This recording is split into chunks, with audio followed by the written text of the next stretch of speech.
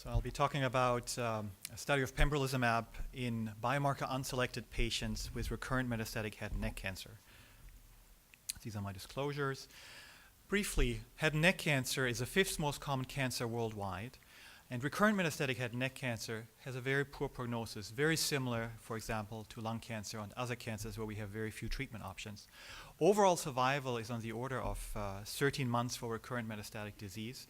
And especially in patients who have previously been treated, so survival is even poorer with a median survival of only about 6 months, which actually is the majority of the patients in this study.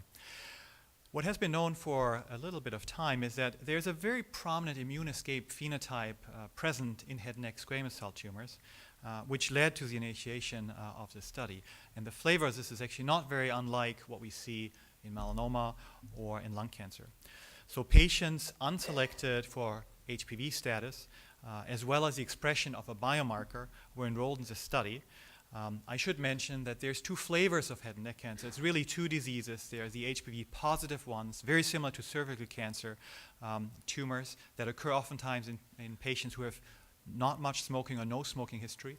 And then there are the non-HPV or smoking-associated head and neck cancer. So this study enrolled both cohorts and both patient types.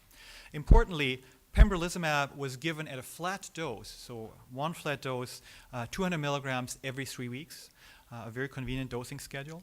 And patients were treated as long as they didn't show progression of disease or as long as they had clinical improvement. These are the efficacy results by response rate. You heard already about response rate, shrinkage of the tumor. 1 in 4 patients, 24.8% of patients responded, so showed substantial tumor shrinkage.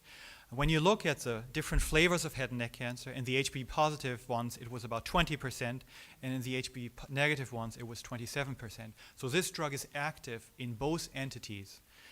In addition to 25% response rate, about 25% of patients also had stable disease.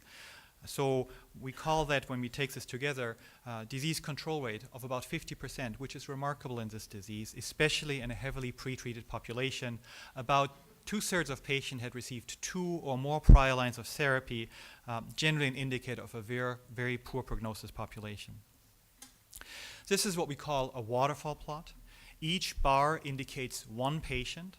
You can see on the y-axis the changes in tumor size, growth on the left going upwards, or shrinkage going downwards.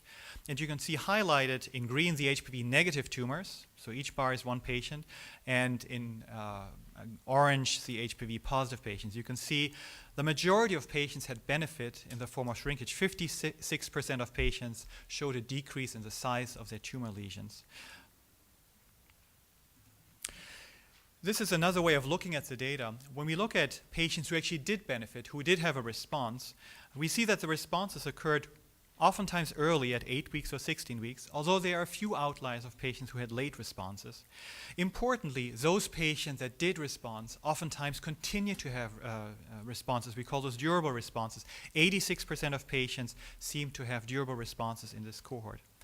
Also, I would like to point out that not only the patients who responded continue on therapy, also many patients who had stable disease continue on therapy. So a total of 40 patients are currently still receiving treatment with pembrolizumab. Talking about side effects, overall, similar to what we already know about pembrolizumab, this was a very well-tolerated agent, certainly better tolerated than what we usually use in head and neck cancer with aggressive chemotherapy or radiotherapy. The most common side effect of any of the side effects occurring more than 5% of the time was fatigue. Generally a very well-tolerated agent. However, a few patients did have more severe side effects. We had 2 patients with pneumonitis, grade 3, and 1 patient with grade 3 colitis. Finally, I would also like to point out that biomarker testing, as was mentioned before, may be important. We currently don't have data on PD-L1 status on these patients, and that's ongoing. However, if you put this into the perspective of treatment for head and neck cancer, our best approved therapy is targeted therapy is cetuximab with a response rate of 10 to 13%. This is twice as good as our best targeted therapy currently in this early preliminary report, and we certainly are looking forward to validation. Furthermore, I would like to point out that there are new biomarkers emerging, and there's another related abstract also in head and neck cancer that is shown here. It's a gene signature which has a very strong negative predictive value, meaning it predicts which patient will not respond, and in the future may help us, if validated, which patient we should or should not use agents like pembrolizumab for. So with that, I would like to summarize. This is by far the largest experience of immunotherapy in head and neck cancer. 132 patients were treated. 56% of patients experienced a decrease in their target lesions. For a response rate of 25%, 1 in 4 patients had a response. This is twice as good as our best target therapy currently. It seems that this treatment is broadly active in both HPV positive and HPV negative tumors, and in particular remains active in heavily pretreated patients. In addition, these responses are durable, something that we've never seen before in head and neck cancer.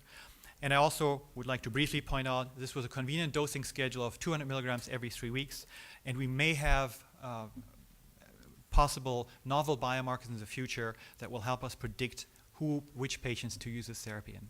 Thank you.